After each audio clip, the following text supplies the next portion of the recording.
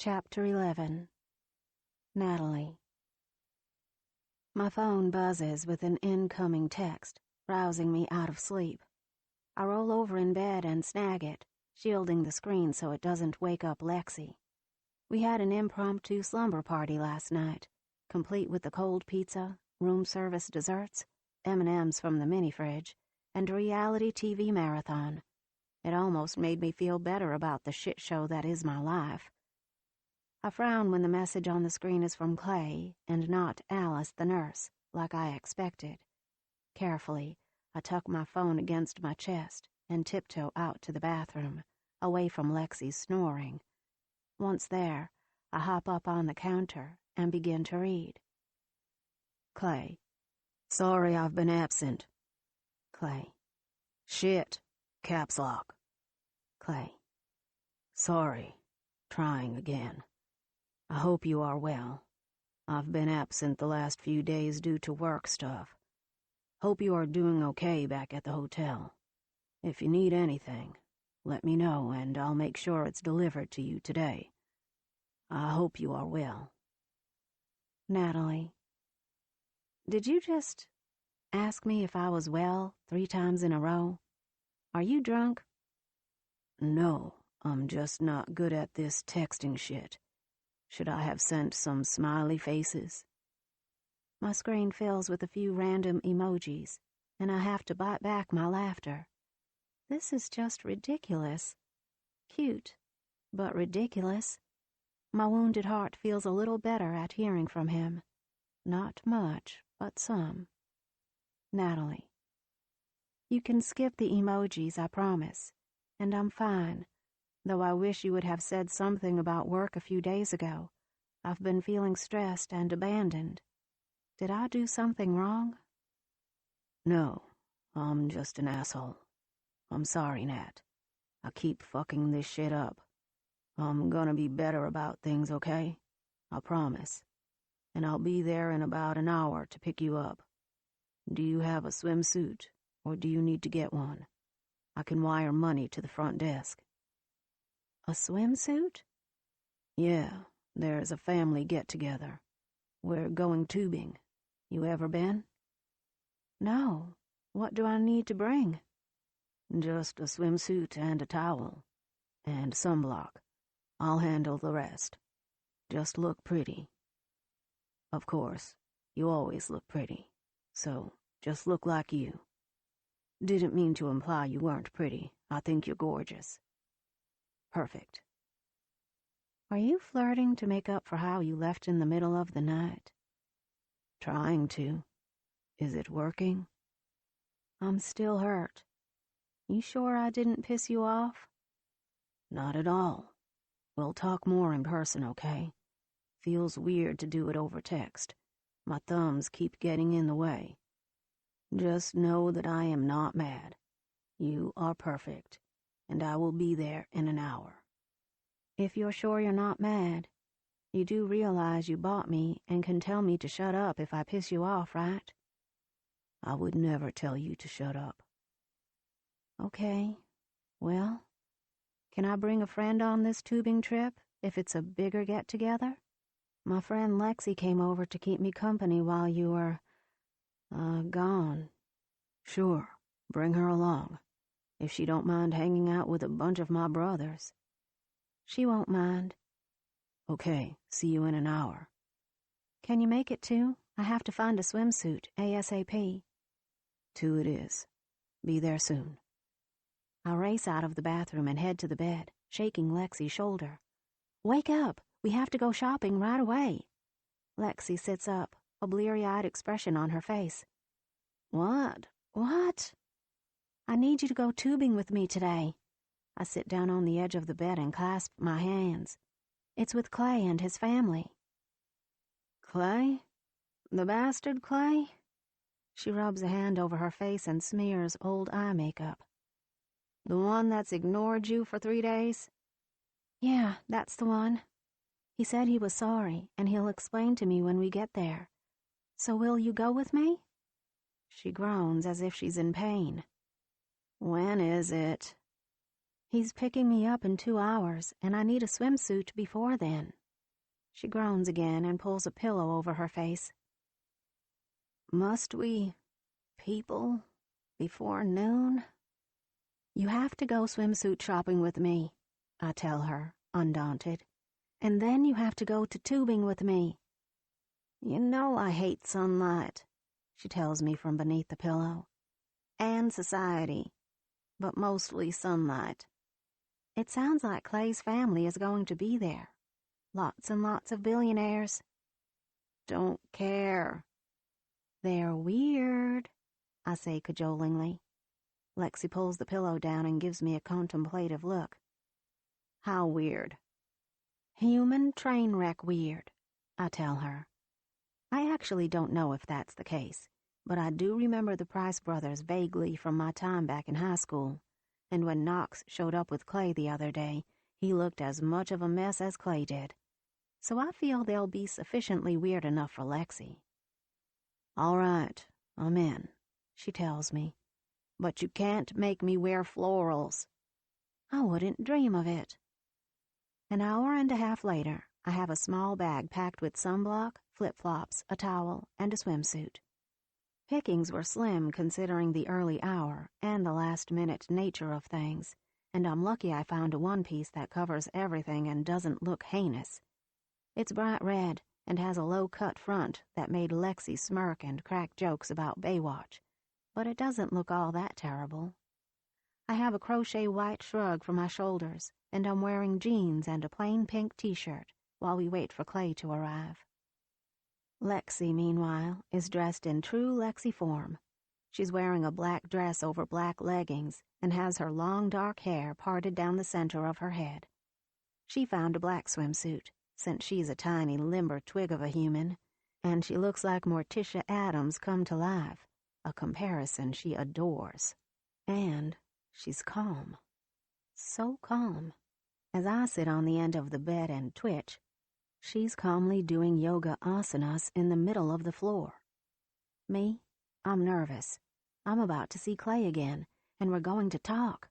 The thought is filling me with all kinds of anxiety. What if he's letting me off the hook? What if he's decided that he's gotten what he wants out of our deal? What if the reason he left is because he's not attracted to me, or he's done with me, and those reassuring texts were just so he could let me down in person? You're destroying my zen, Lexi calls from her spot on the floor. Her eyes are closed and her palms are pressed together under her chin. Either come join me and relax, or go vibrate with bad energy somewhere else. It's my hotel room, I remind her. Yes, and it'd look super weird if your guest was doing yoga in the hall, wouldn't it? She pats the floor. Come on, do yoga with me. I'll go easy on you. I pull my phone out. Actually, I think I'll go in the hall and check in on my father. Coward. She's not wrong about that. I'm utterly terrible at yoga, and I always feel like a clunky, ungainly elephant next to Lexi's graceful gestures. Be back soon. I'll be here. I head into the hall, leaving my bag on the bed. It's quiet out here, the only sound that of a vacuum a few doors down. I lean against the wall and then sink down to the floor, dialing Alice's number. The nurse answers on the second ring. Oh, Miss Weston, how are you today? She sounds a little stressed. In the background, I can hear sobbing. Male sobbing. That has to be my father. My heart squeezes painfully. I thought I'd call and see how Dad's doing. He's not having a good day, Alice tells me in a kind voice. He's been very upset all morning. I didn't want to text you and worry you. It's just a spell, and he'll recover soon enough. I've called in the weekend nurse, and we're not leaving him alone, I assure you. It's that bad that Alice had to get reinforcements? Should I come home? I'm only a few hours away. No, Alice reassures me. It's handled. This is part of the job, though one of the less charming aspects. It's just one of those things that comes with dementia, as I'm sure you know. Even if you were here, I don't know that you could help. He doesn't recognize anyone today. My stomach burns with a mixture of guilt and nerves. It should be me there taking care of my father. But if I can help... You cannot, Miss Weston. I promise you that it's handled. I don't want you to worry. When he's lucid again, I'll make sure he calls you, all right? It's truly nothing to worry over. The crying on the other end dies down a little and turns into angry yelling. I wince into the phone. If you're sure... I'm sure. This is our job. You're welcome to check in as often as you like, Alice says kindly. Thank you. I will. I hesitate, then add, I'll try and visit this weekend if possible. I can talk to Clay about it, let him know how my father's doing. Surely he won't mind a visit. I'm sure your father will like that. I'll tell him when he's himself again. Her voice is cheerful throughout the strain. Is there anything else I can do for you, Miss Weston? No, thank you. I hang up, troubled. Not for the first time. I worry that I've somehow made the wrong choice, that I've picked my own selfish wants and needs over that of my ailing father. Then, of course, I wonder how much of that is guilt and how much is truth. Sometimes it's so hard to tell. And isn't this for my father, in the end, so I can pay off his debts and get the house fixed up? Lies, a little voice whispers in my head. You know this is really for you. You want Clay Price. It's true. I can't even pretend it's just for the plumbing. I want Clay just as badly now as I ever did. I might not understand him, but that doesn't mean I don't hunger for him. I wonder if that makes me a bad daughter. I stare at my phone screen glumly. Nat? I'll look up and do a double take. It's Clay. He's approaching from down the hall, a pack slung over his shoulder. He's wearing a pair of bright blue swimming trunks that almost reach his knees, and an old t-shirt that's got the sleeves, and most of the side, cut off to reveal tanned skin underneath. He's wearing a baseball cap over his hair. And he's shaved. His beard is gone. Completely, utterly gone. I can't stop staring because he looks so different. Gone is the rugged, hairy Clay from a few days ago, the man with the wild beard and wide grin. In its place is the boy I fell in love with 7 years ago, his face a little paler along the jaw where his beard was. It's like looking at something out of the past, and for a moment, I can't breathe. You okay? He pulls his cap off and adjusts it, and I can see he cut his hair, too. Instead of hanging long and unkempt, it's cut short on the sides and slightly longer on top. He looks so different. Your beard, I say faintly, shocked. Clay comes up to me, and I can see the strong lines of his jaw. My fingers itch to touch, but I don't know what to think, or if that'll even be welcomed. So I clench my hand at my side. He gives me a slow smile that looks so different, and yet so very similar. Then when his beard covers his face. Didn't like how it tore up your skin when I was kissing you. Made your face all red and scratchy. He reaches out and cups my chin, rubbing his thumb along my jaw. I didn't like that it hurt you. I didn't mind it, I protest, and then I blush, because I really, really didn't mind it brushing up against certain spots of my anatomy. Well, it can grow back, but we'll see. His green eyes search my face and he drops his hand. Everything okay? I recover quickly, nodding. I was just calling to see how my dad was doing. He's not having a great day, but the nurses say there's not much to be done about it. I bite my lip. I know they're right, but I still worry. Do you need to cancel today? He shifts his weight, stepping away from me, and I want to protest and pull him closer. For some reason, it's important to me that he not step away from me. No, I say slowly, as if I'm still convincing myself. The nurse is all right. I've been at my dad's side on days like this, and he won't recognize me. He won't recognize anyone. Going out of my way to head there and break my deal with Clay won't solve anything. If he's got competent nurses at his side already, I'll just be in the way. There's nothing I can do. No, I'm going to stay. His smile breaks out then, big and genuine, and I smile back.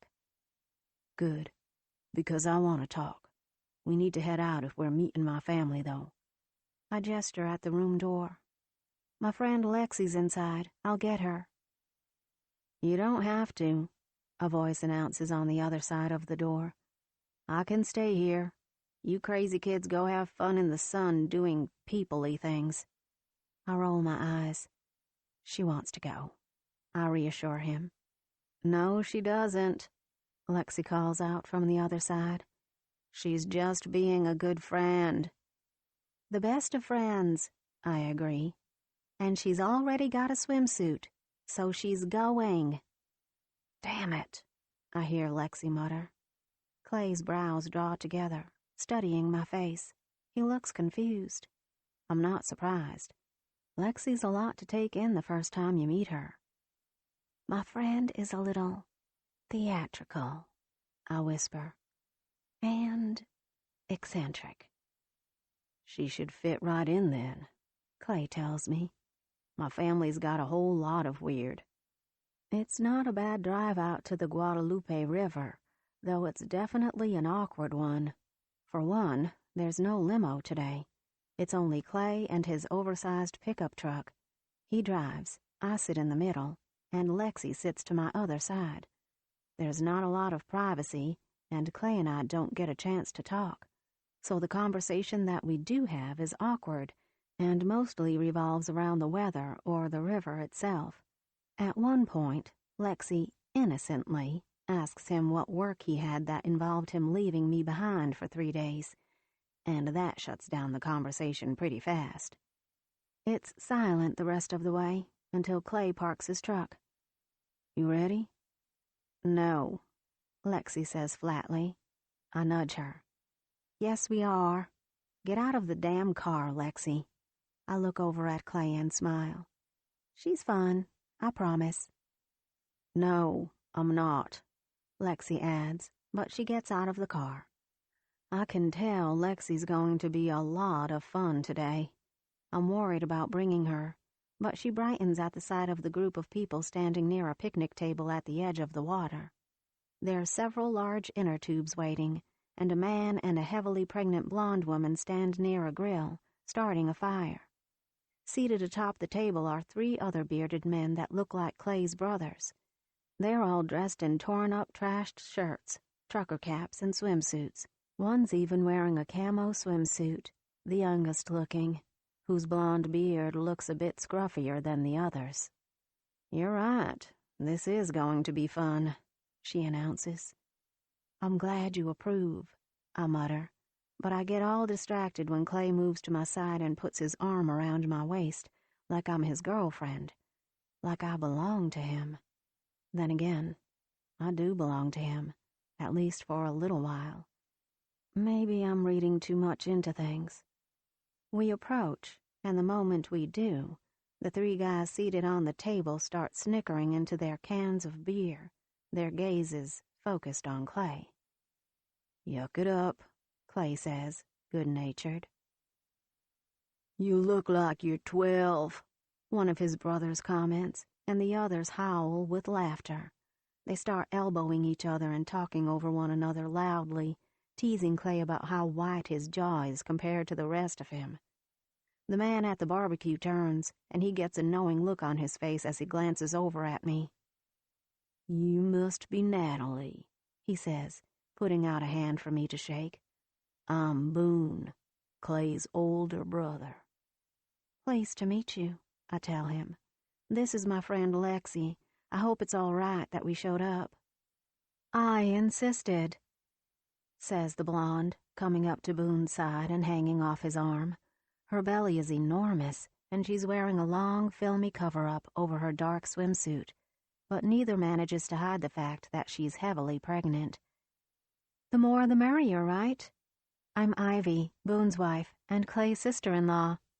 She beams at me, friendly and sweet. "We've heard so much about you already." That sets the three men on the table to snickering again, and Ivy's look grows furious. She shoots them an angry stare, and they get quiet. "Let me introduce you to these hyenas," Clay murmurs, unruffled by his brothers. He points at the youngest-looking brother, who also has the lightest hair. "This one's Seth." The next down the line is darker skinned than the others, a faint Hispanic cast to his features. He's gorgeous, too, his beard thicker than night. "Gage." He points further down the line, to the one I've seen before. "And you met Knox briefly." Seth eyes Lexi up and down. "This is your friend? She looks weird." "Thank you," Lexi says immediately. She crosses her arms over her chest and glances around. "So this is society. Fascinating." "This is my friend Lexi," I announce. "She's really very sweet once you get to know her." "Take that back," Lexi demands, and saunters ahead to the water's edge. "I'll be by the water, frightening children, if anyone needs me." Ivy's eyebrows go up in surprise. "Oh, she's serious," I point out, but I promise she's harmless. She's mostly going to lurk and look menacing. Knox gets up from the table, clearly intrigued, and heads after Lexi. "Well," Ivy says, flustered, "my sister Winona and her friend are running late, and the food won't be ready for at least another hour or so. You guys want to raft for a bit and head back about noon?" I start to offer to help out when Clay takes my bag from my shoulder. "Sounds good. Me and Nat are gonna head down to the water." Seth cracks open another pair of beers and offers one to Gage. "Is Winona's friend hot?" "Come on," Clay murmurs, gesturing at a distant building. "You can change in there." Clay.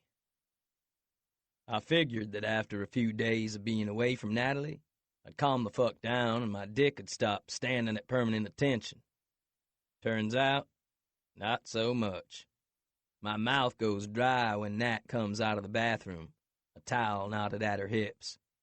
The swimsuit she's wearing is screamingly red, with a deep, deep V that shows off her fantastic cleavage.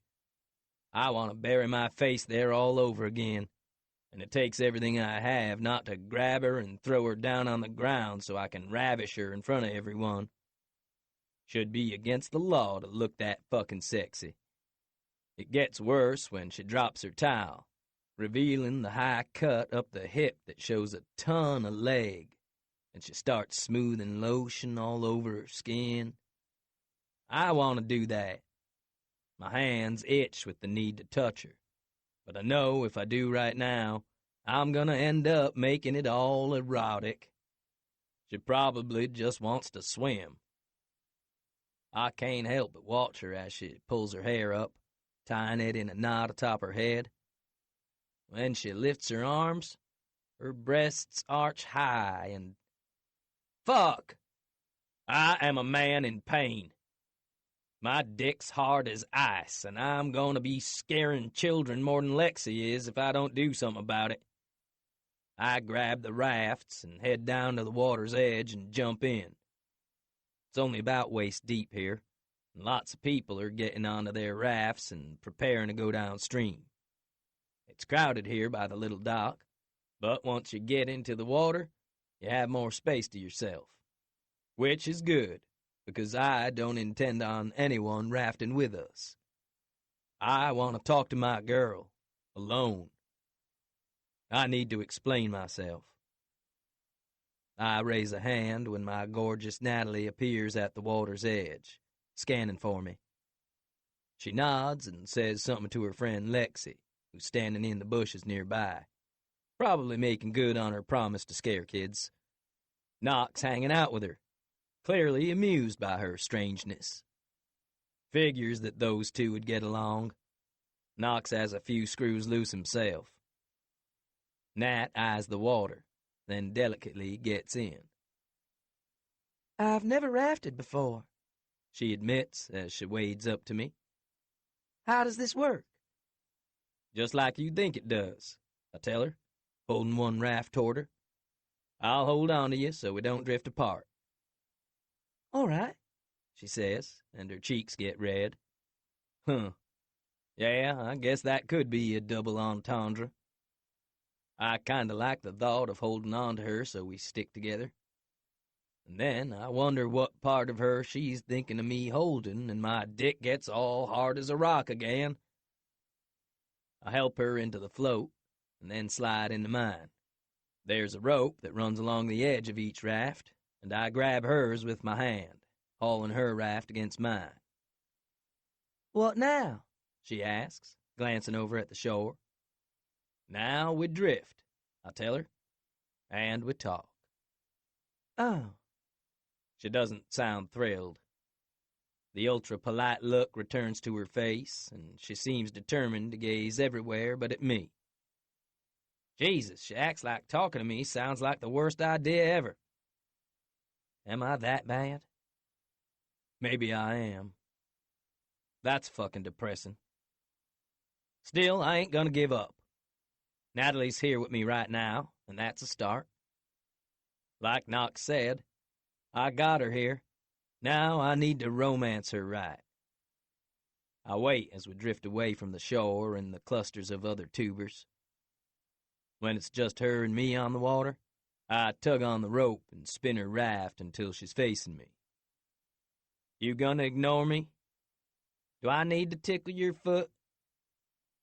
A small smile curves her mouth. Is that a threat? I can tickle yours. I seem to remember you being far more ticklish than me.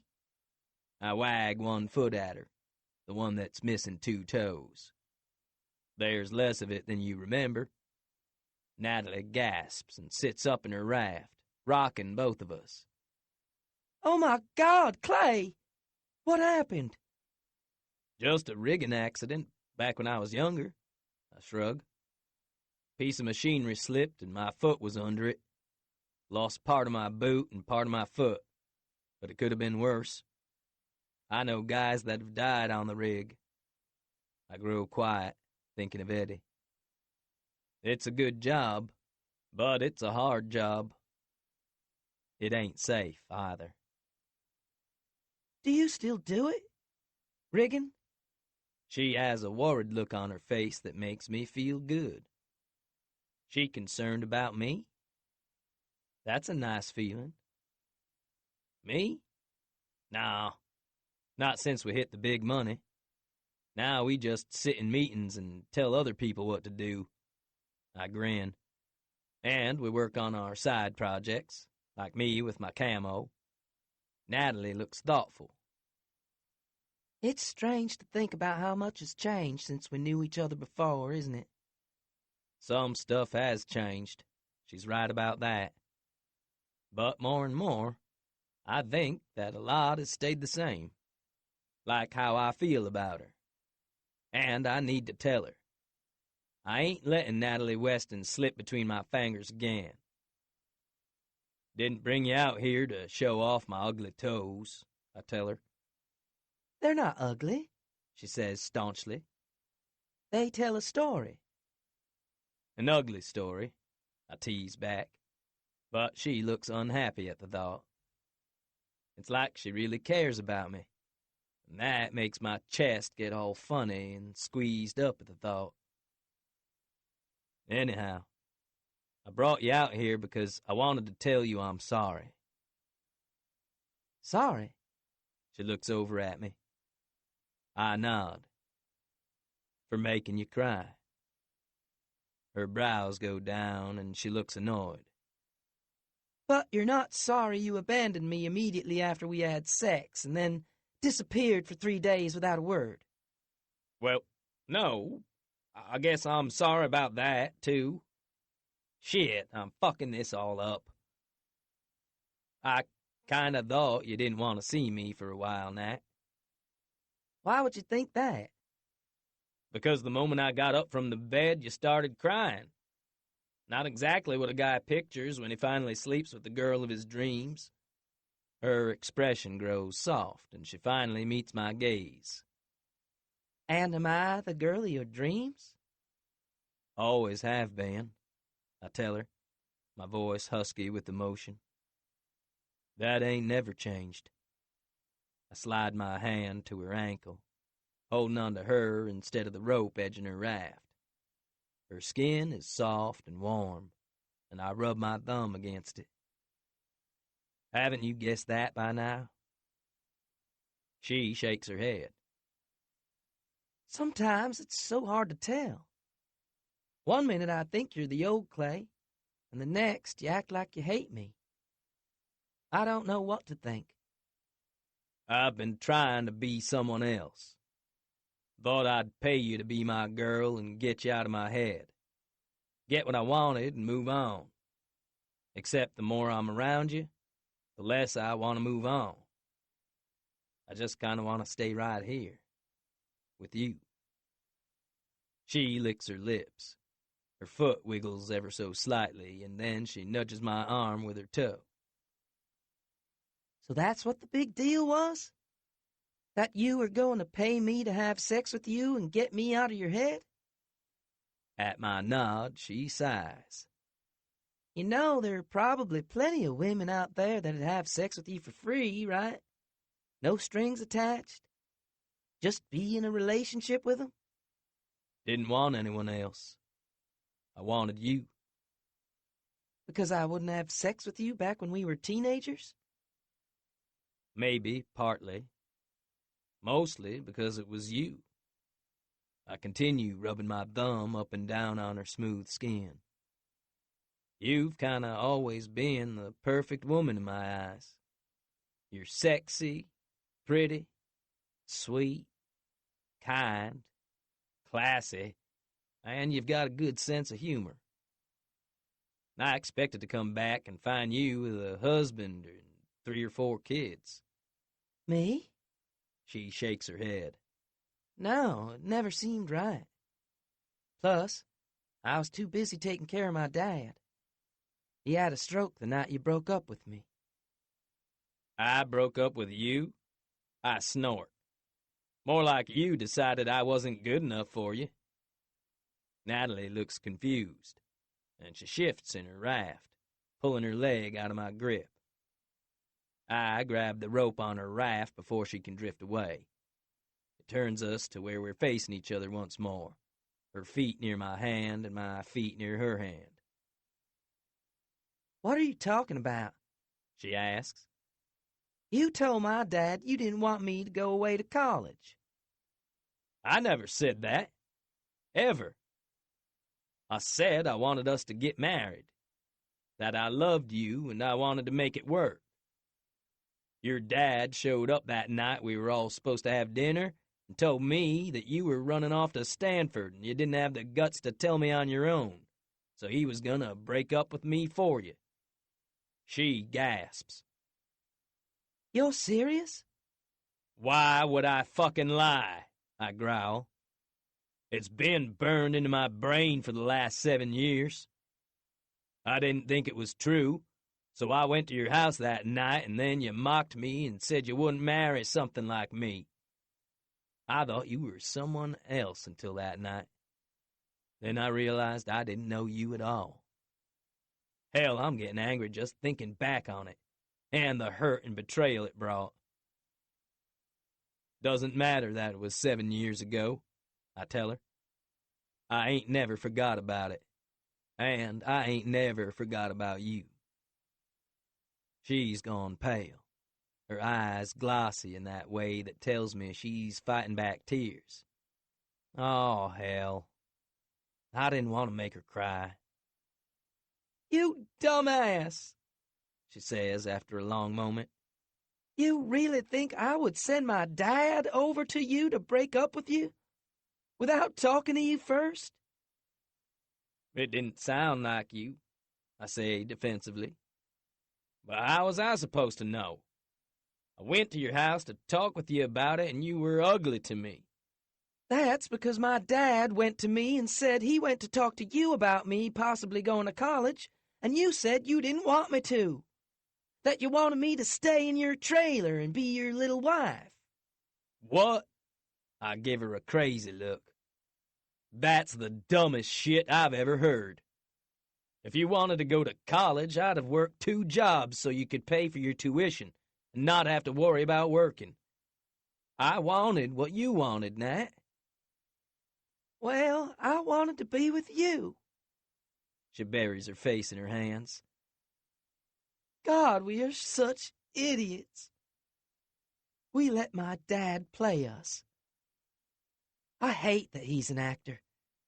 He's far too good at lying. So you didn't say that shit? None of it, She says with a horrified little shake of her head. I got home, and he gave me an acceptance letter to Stanford. I never even applied. I should have known that he was up to something. But he just launched into how you wanted to hold me back from my dreams, and I never even questioned where it came from. I just got hurt and lashed out. She groans. God, we were so stupid. Dad totally played us both. I don't know how to feel about this. Part of me's frustrated. 7 years have been lost to a stupid argument that could have been prevented if we'd both not been so very hot-headed. Part of me is relieved. Nat never thought I was trash. We stare at each other for a long moment. 7 years, I say slowly.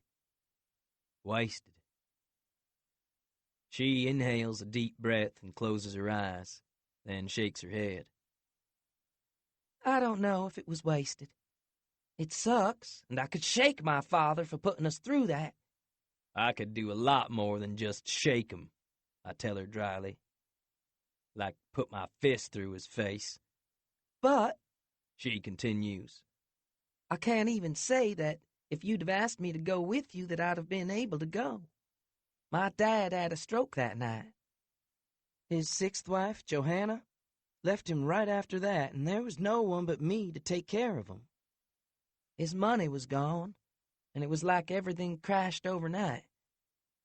I don't think I could have left his side, even if we were good. I don't like hearing that. So you still would have chosen him over me?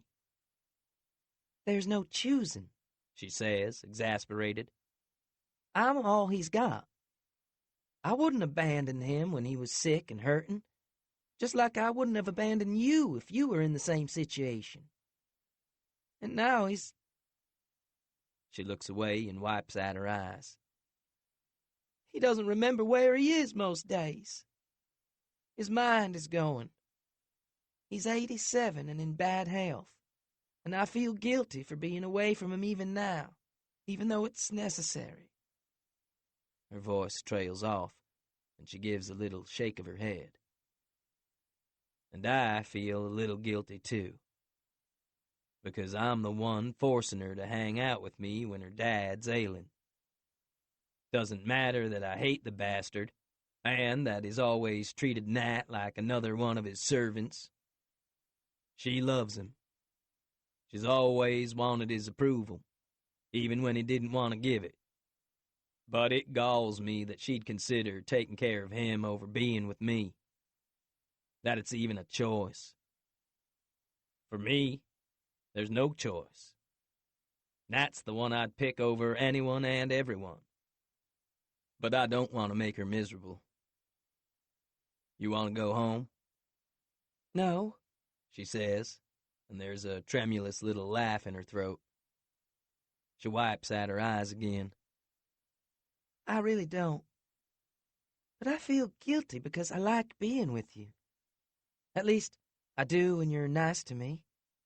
Sometimes you're not, and then I want to punch you in the face. I chuckle, relaxing a bit. I reach for her ankle again, desperate to touch her. When I do, she rubs her foot against my arm, and my dick gets hard at that small caress. I have to admit I have been an asshole upon occasion. Upon occasion?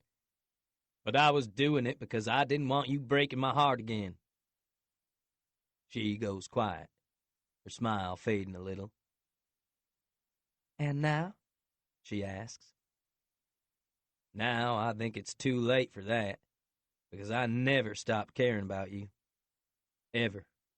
Nat bites her lip and reaches for the rope on my raft, twining her fingers against it. Her gaze moves to my foot, the one with the 2 missing toes.